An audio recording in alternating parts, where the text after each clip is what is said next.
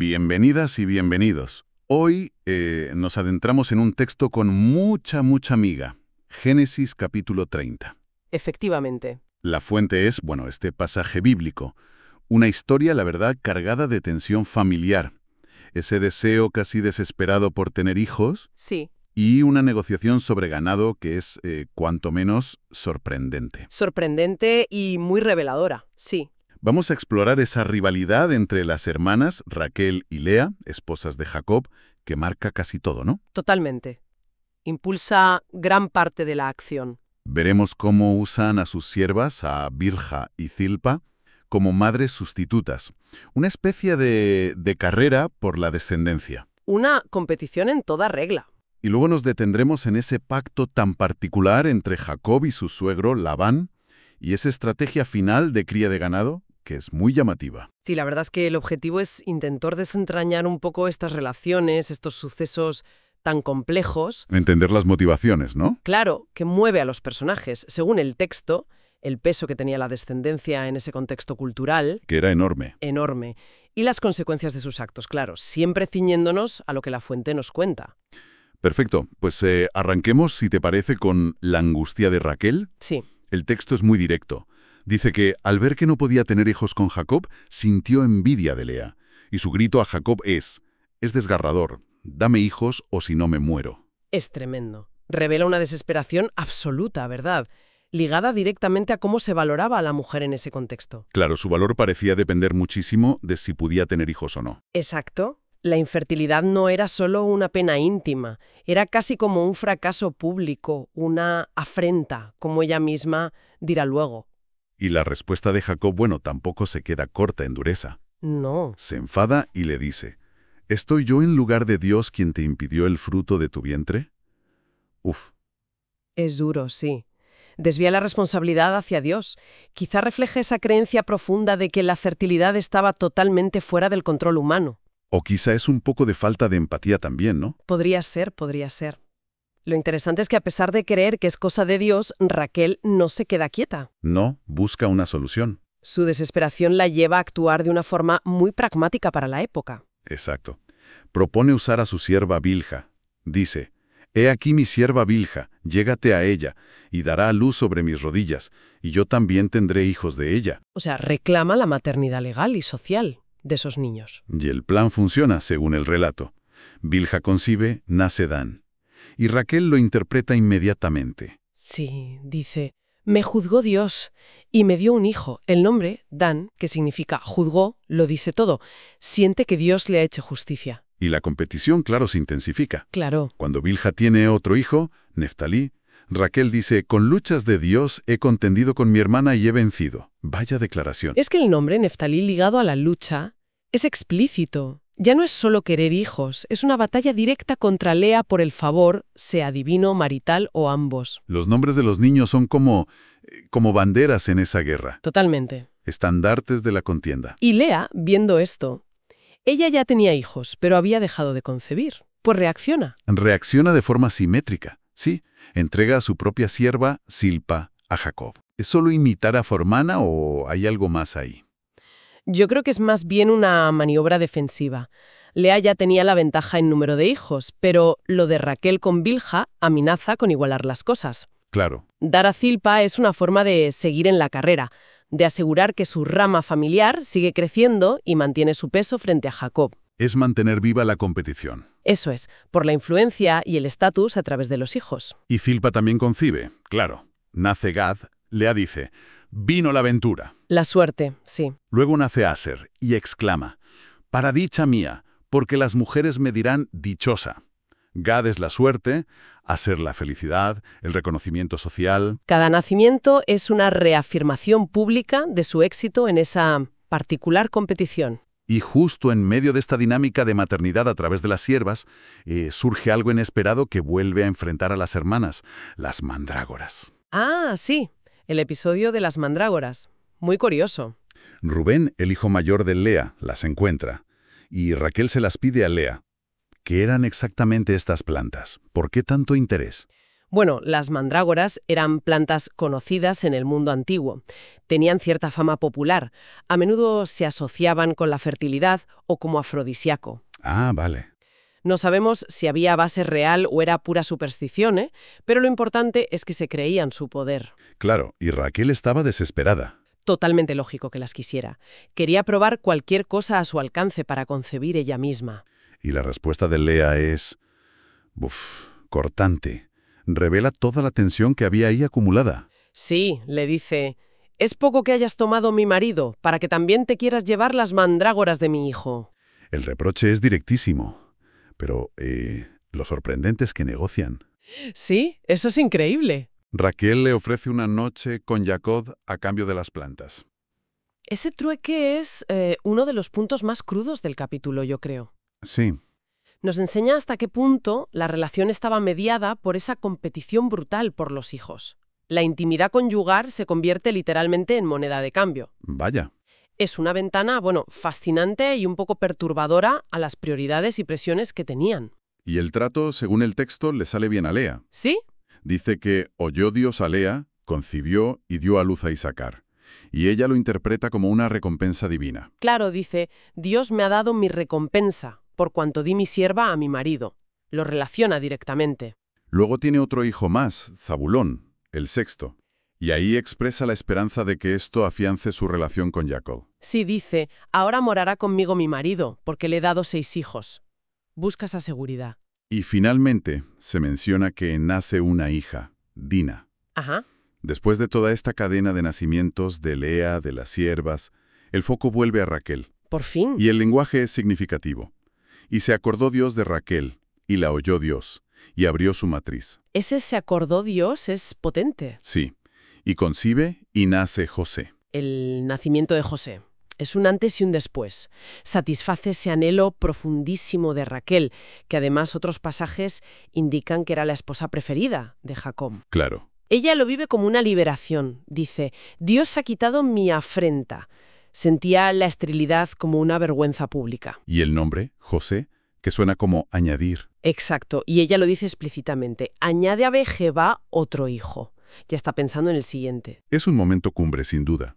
Y fíjate, es justo después de nacer José cuando Jacob decide que se quiere ir. Sí, es significativo el momento. Le dice a Labán, envíame, e iré a mi lugar y a mi tierra. Dame mis esposas y mis hijos, y déjame ir.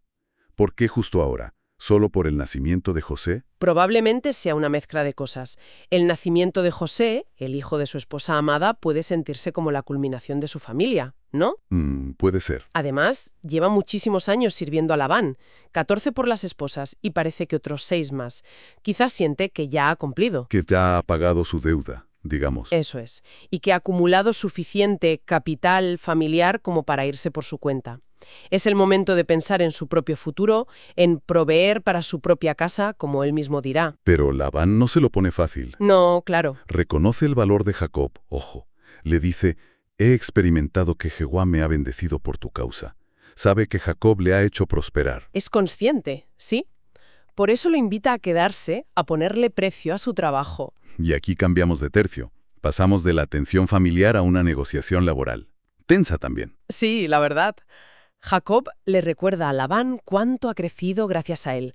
Poco tenías antes de mi venida y ha crecido en gran número. Le pone las cartas sobre la mesa. Pero también reclama su derecho a construir su propio futuro. La pregunta, ¿cuándo proveeré yo también para mi propia casa? Es toda una declaración de intenciones. Y la propuesta de Jacob para su salario es original cuanto menos. Muy original, sí. Rechaza un pago normal y dice, no me des nada. En cambio, sugiere un método basado en la genética futura del rebaño. A ver, explícalo bien. Propone quedarse con todas las ovejas manchadas, moteadas o de color oscuro, y las cabras manchadas o moteadas, pero solo las que nazcan a partir de ese momento. Ah, ¿solo las futuras? Solo las futuras.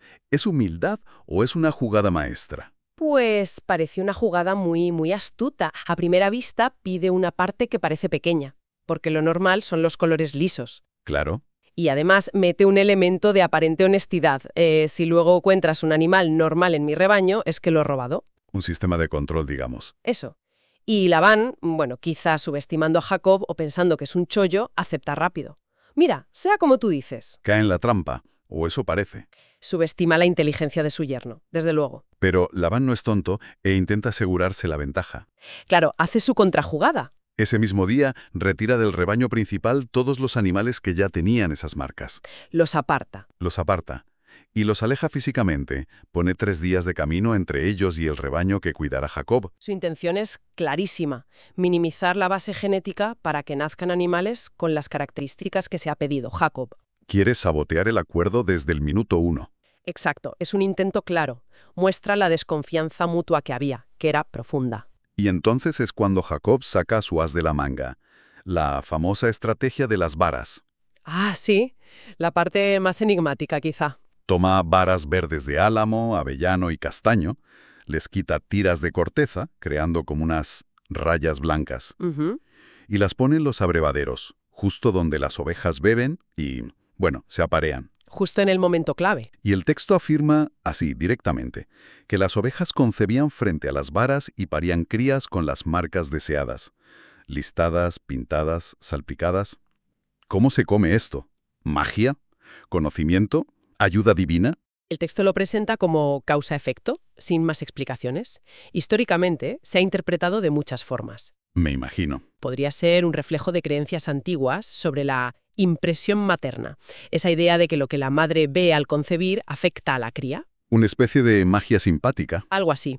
O, desde una visión más racionalista, podría ser que Jacob, como pastor experto, usara las varas no por su aspecto, sino como una herramienta ¿Una herramienta para qué? para manejar los apareamientos selectivamente.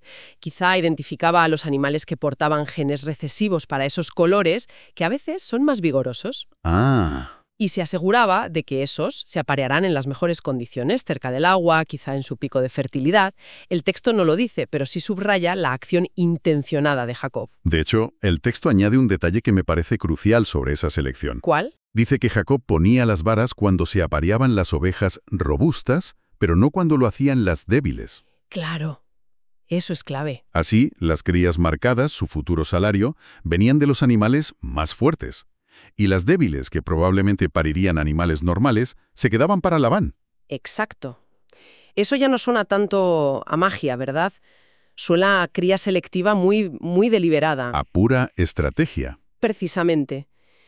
Esa distinción entre robustas y débiles sugiere un conocimiento práctico de la cría, una estrategia para maximizar no solo el número de animales marcados, sino también su calidad. No deja nada al azar. No. Está manipulando activamente la reproducción para lograr su objetivo.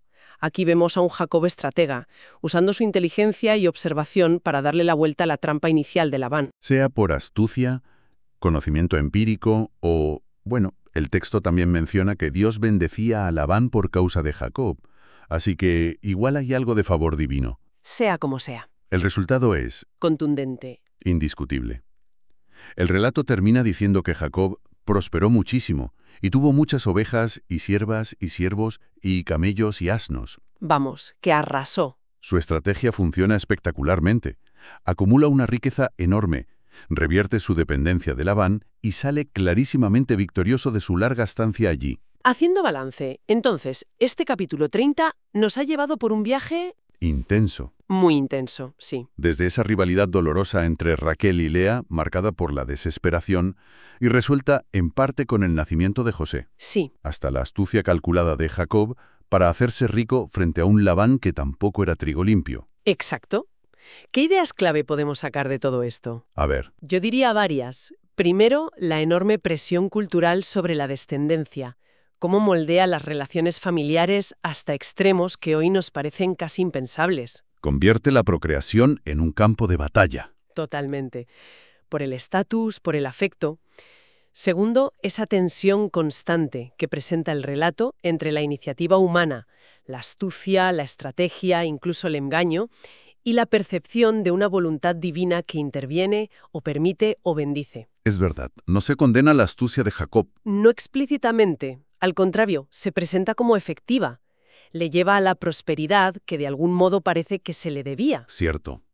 La moralidad de sus acciones, tanto con las esposas, lo de las mandrágoras, como con Labán y las balas, quedan en una zona un poco gris, ¿no? El texto no juzga, narra las consecuencias. Exacto. Y eso nos lleva a una tercera idea quizá. ¿Cuál? Pues cómo la inteligencia práctica, la audacia, la capacidad de adaptarse, se presentan aquí como herramientas clave para sobrevivir y prosperar. Sí, Jacob aprende, usa todos los recursos a su alcance, intelectuales, materiales, para asegurar su futuro y el de su familia. Y todo esto nos deja con una reflexión final. Una pregunta que va más allá de este capítulo, ¿no crees? A ver, Vemos a un Jacob que ha vivido relaciones familiares súper tensas, llenas de envidia, de competición, y que ha conseguido riqueza con una estrategia brillante, sí, pero también conflictiva con su suegro. ujú, ¿Cómo crees que esta historia de rivalidades y éxito conseguido con astucia podría influir en lo que le espera a su regreso? buena pregunta. Sobre todo, en ese reencuentro con Esaú, a quien también engañó para quitarle la primogenitura.